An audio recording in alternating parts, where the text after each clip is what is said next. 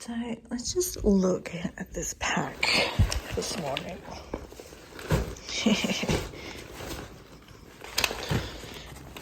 Yeah, it's a day pack. Whoop, whoop.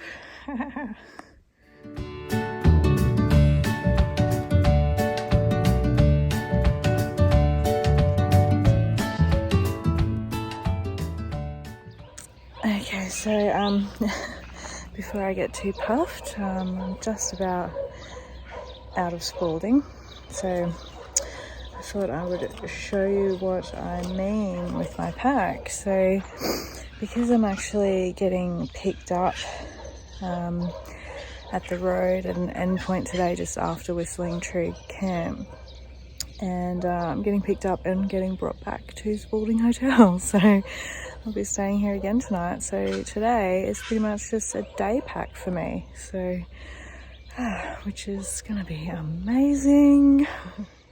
So in here I've pretty much just I've still got all my wet weather gear, poncho, rubbish bag, spork, so that hasn't changed. I've taken out my Nalgene bottle because I don't actually need it. I've still got about 3 litres in my water bladder in there. Of course I've still got my pee rag on there. Everything's still the same in there. I've still got my sunscreen, beanie and gloves. Everything's still the same in here. Trowel, toilet paper, emergency blanket, headlamp, tissue and room keys. That's different. Yeah, Garmin, trekking poles. Everything's still the same in here. I've still got snacks, chapstick, earphones. Yeah, so, and my tripod. I've got my mic and everything in there, and my fleece, because we are sort of meant to get more rain today, probably. So I've just chucked everything in there to start with. So yeah, no tent, no sleeping bag, like no quilt, no sleeping mat, no giant food bag. I've just got something for lunch in there, and the rest of my snacks are in there. Yeah, that's it. So, still kind of heavy. It's just the water mostly, but a lot lighter. Day 26, day pack day. Oh man, it was so good. Okay, so the night before I had arranged with the publican of Spalding Hotel, Fletcher, to pick me up at the road just after Whistling Trig Camp.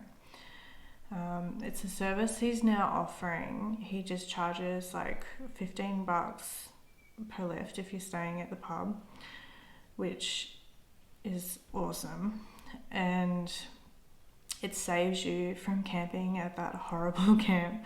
Yeah, you'll understand when you see it.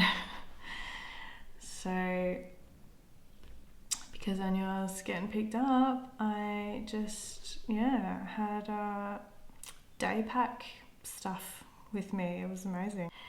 So I set off out of Spalding and past the friendly sheep that I'd heard about.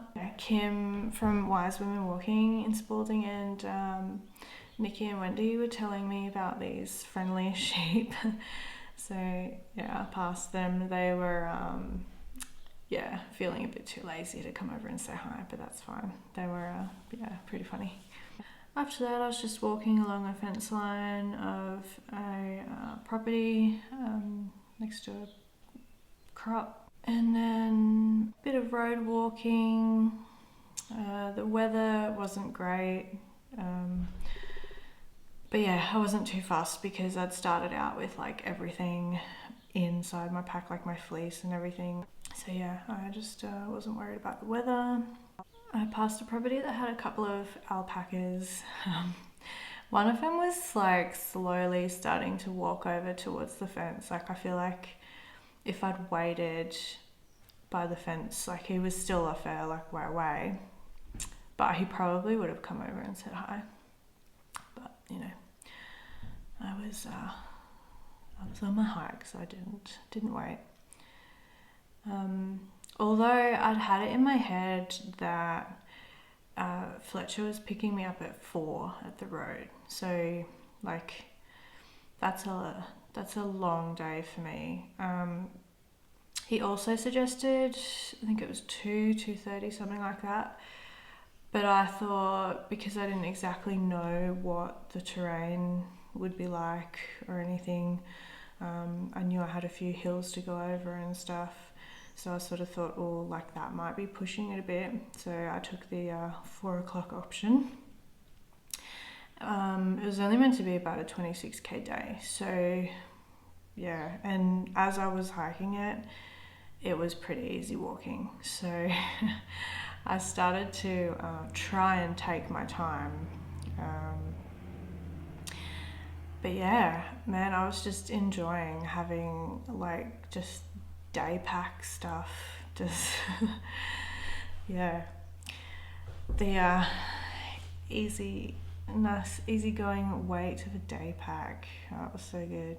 Got onto the rolling green hills, and the rocks out there underneath, like it was crazy. The angle that they're coming up through the ground, it's like they were just coming like straight up from the side. Some sections, they were so pointy they were like spikes coming out of the ground. It was crazy. So you kind of had to watch out where you were walking. You didn't want to walk on them and break an ankle. It sort of rained on and off on me, sprinkled. Really, it wasn't that bad. I passed the 500k marker. Wasn't really expecting that or looking out for that. Walked up to it and I was like, oh, what's that one? 500k's. And then, of course, 500 miles started playing in my head. So I was probably singing that to myself for a while. Yeah, as I said, I was trying to take my time. I was trying to really like dawdle pretty much, because I was watching far out and just watching like my progress, and sort of by lunch I'm like well past, halfway, and I'm thinking, oh, that's when I sort of started to think, wow, if I actually like started to not rush but get into it now, I might even be able to have it done by 2:30. But then I thought, like, no, like stop trying to rush it, just take your time. Who cares if you finish early and you're waiting at the road for an hour, like an hour or two, you could just chill there, So yeah, I was really always constantly trying to tell myself to slow down and relax and chill and take it easy, and yeah. So I stopped and had a snack, and it's a bit hard to just kind of stop all the time and try and enjoy it. Like, it was pretty windy and a bit chilly with the rain on and off, so that makes it a bit harder, and for me it makes me want to just like go. So yeah, it was kind of a mission to keep telling myself to slow down. The views were pretty good, like over those hills. I was stopping and doing a few 360s and just looking at the views. It was pretty cool from up there. Just everyone's properties and paddocks and fields and crops, and it's a whole another way of life. Like,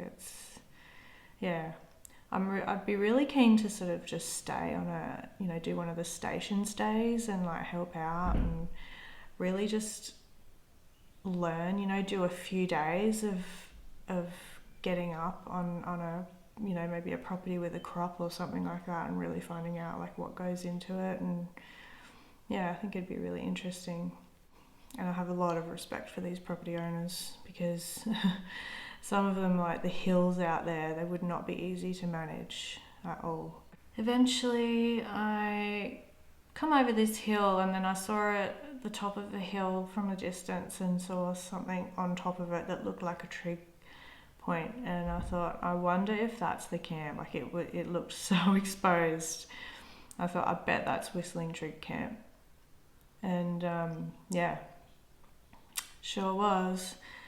So I got up closer to it. It was blowing a gale. I thought, oh my god, like even just trying to put up a tent, and plus it was rocky still as well. There was nowhere really to put up a tent. I don't know, it would have been a nightmare. And like Fletcher from Spalding Hotel said, him and Ange had heard like horror stories from that camp, so that's why they started offering the pick up and drop off gig. So yeah, so good. I ran into a couple of other section hikers when I got up to Whistling Trig. So yeah, we were talking about it too for a while. Kind of, yelling at each other over the wind. They were staying at the pub, so yeah, I said, see you later, catch up with you for a drink, and headed on down. And because I knew I was close to the road, I could see it.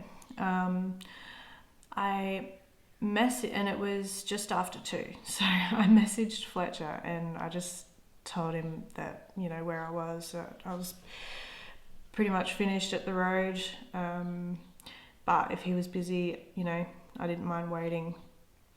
And yeah, he called me back and said he'd head off and it'd be about 20 minutes. So perfect. It was perfect. Got down there. I put my pack down. I put on a couple of extra layers for warmth. I put on my rain pants and put my fleece on and then my raincoat over top. And yeah, I wasn't waiting long at all. So yeah, it just worked out brilliantly. And then yeah, it was kind of weird being in a car again, like driving around in a car. The last car I'd been in would have been in Hawker. Yeah, getting dropped back off at the Lookout car park. So yeah, another pretty short and easy day. It was good. It was, yeah, light pack. Yeah, it was good. So good on so many levels despite the rain. Got back to the pub, chilled in my room for a while, got some editing done, and then bar was open and it was time for a drink again. And then I had a massive bowl of spag bog brought out for me. Spalding has fast become one of my favourite country towns for sure. Like, the people are all so nice. Fletcher and Ange at the Spalding Hotel are brilliant, so hospitable. I just, yeah, felt like I was at home. Yeah, felt like part of the furniture in the bar. Yeah, it's been really, really, really good. So that was day 26. So it would have been Spalding to Whistling Trig Camp, but it was Spalding to Spalding. I will have to leave Spalding, unfortunately, so stay tuned for that. See ya.